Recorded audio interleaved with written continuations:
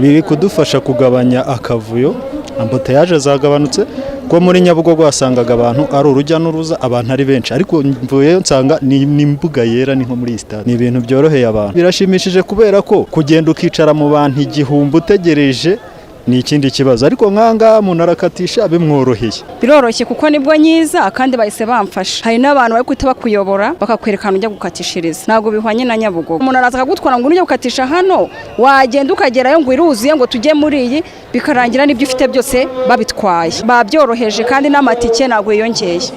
Nta kibazo kubera ko amakuru yatugezeho ku gihe, nta kibazo twahuye nacyo. Akavuyo kuba twari kugasanga Nyabugogo byari kudutinza ahubwo cyane. Abantu ni benshi ariko kubera ko ari ku mirongo nta watambuka undi turi kubikora kuri gahunda. Urugendo rwa none utandukanye n'ibyo nari nsanzwe mbona. Nyabugogo hari igihe nyine wahageraga bigatinda nyine kubera ko hari igihe wageraga bagatangira kunyuza hirya no hino bahubwira ngo naya ayo watanze ntabari usanga kuri iki gihe baguhaye, nuko ariko ubu nta kibazo.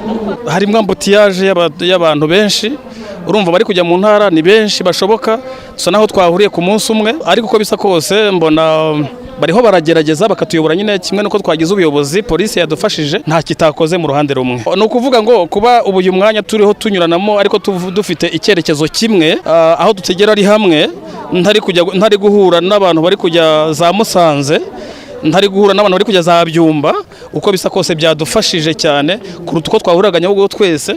Twagiraga ibibazo byo guhura n'amabandi, tugahura n'abantu batandukanye, byatugoraga cyane kurushaho, ariko ubu ngubu nubwo hari byagiye byiyongeraho ku biceri biva aho umuntu yavaga kugira ngo birengeho umuntu ashyika Nyabugogo, ayadukuraga mu rugo atujyana Nyabugogo, urumva hano hahise hiyongeraho urugendo rwabaye nkaho rwiyongereye. Ubu uko bisa kose nubwo byarenzeho ariko ntabwo bisa n'ubundi no gusubira Nyabugogo, ahubwo bibaye akarusho byaguma bitya.